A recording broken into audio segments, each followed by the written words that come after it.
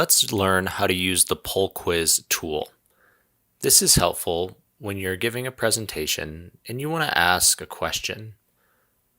Let's do a check for understanding based on colors.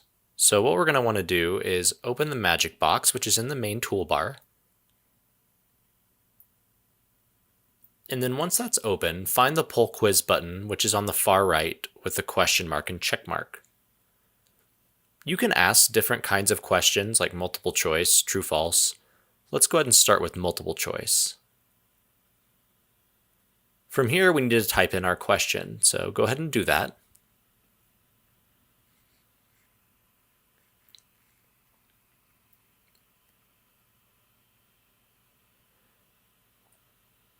Now down below, we're going to change our options. These are going to be the answers that students can choose from.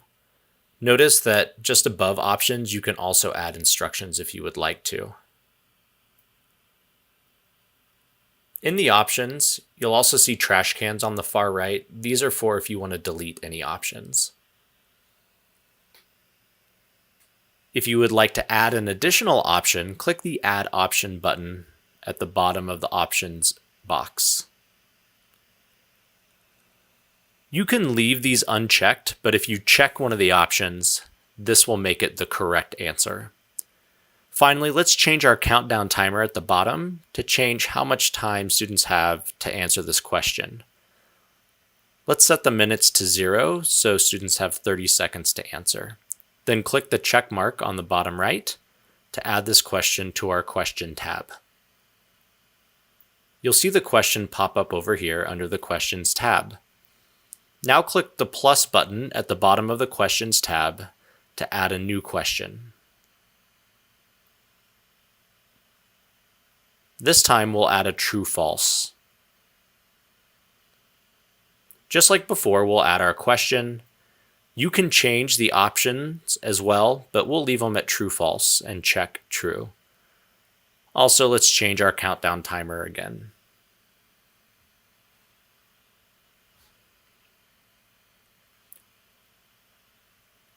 Now you'll notice in the question tab that you can't see what the questions are. They're just sorted by code.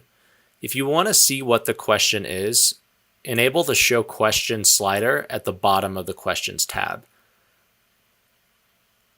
If you ever want to go in and edit a question, simply click or touch that question. You'll see that it becomes highlighted, and then at the very top, in the middle, you'll see a pencil icon. That's the edit button. So if we click that or touch it, that's going to allow us to make changes to the question or to the options. Just don't forget to click the check mark at the bottom to save your changes. Next to the pencil is the copy button. This lets us duplicate a question. This is important because sometimes you want to make this a little faster process. So we can actually go back now and edit this multiple choice, and let's just change the question a little bit.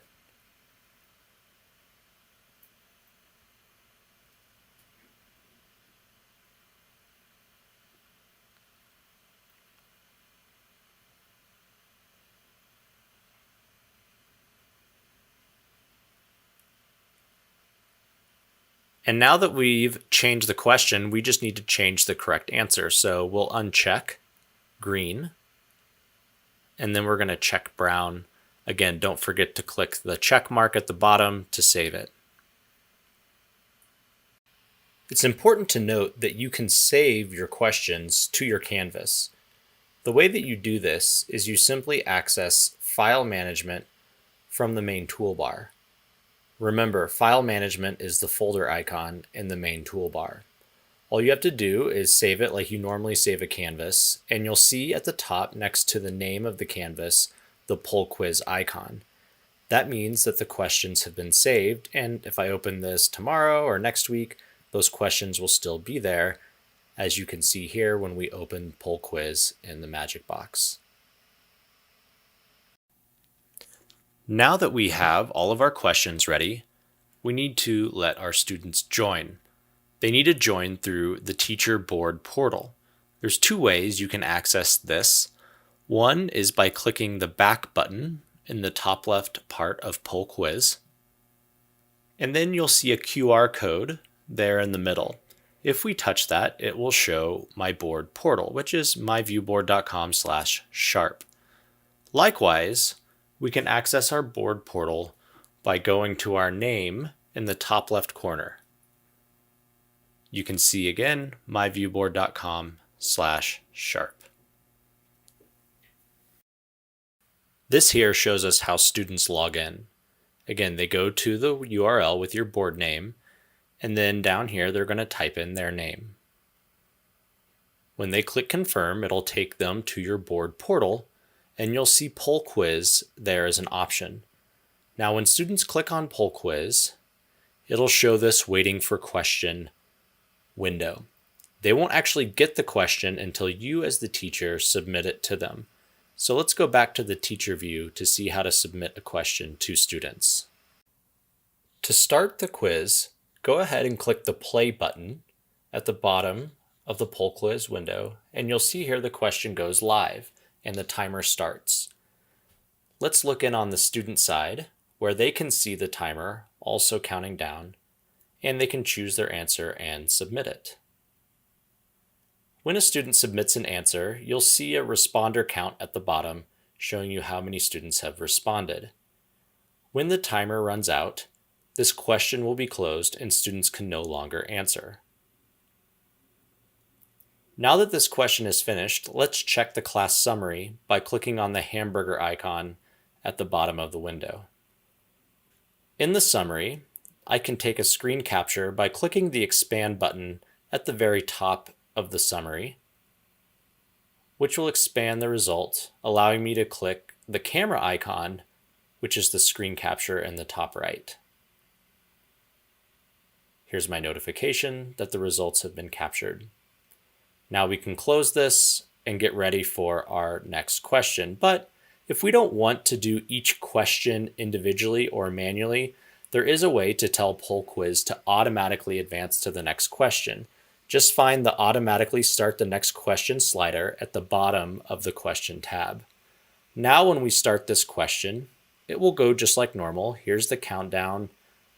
Again, let's switch over here to the student view. They can choose their response, and of course they can see the timer counting down as well. However, the difference this time is that when the timer reaches 0, the question will auto advance and the teacher doesn't have to do it manually. You can see there that the question auto advanced on its own, and on the student side, when the countdown hits 0, this is what they see. And it automatically advanced to the next question, allowing them to select their next answer and submit their response. Now, sometimes you might want to stop a question manually before the timer runs out.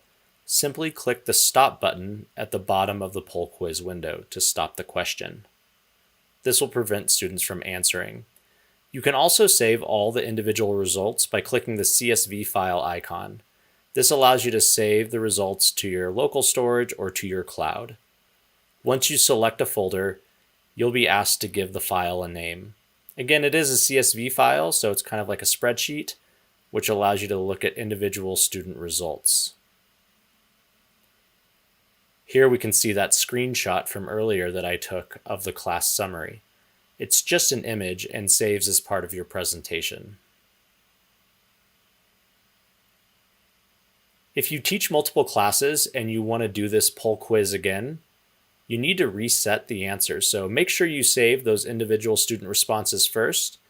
And then at the bottom of the Questions tab window, you'll see a check mark with an X icon. If you click or touch this, it will warn you, hey, do you want to reset all of your questions? You say yes, and now your Poll Quiz is totally brand new and ready for your next class.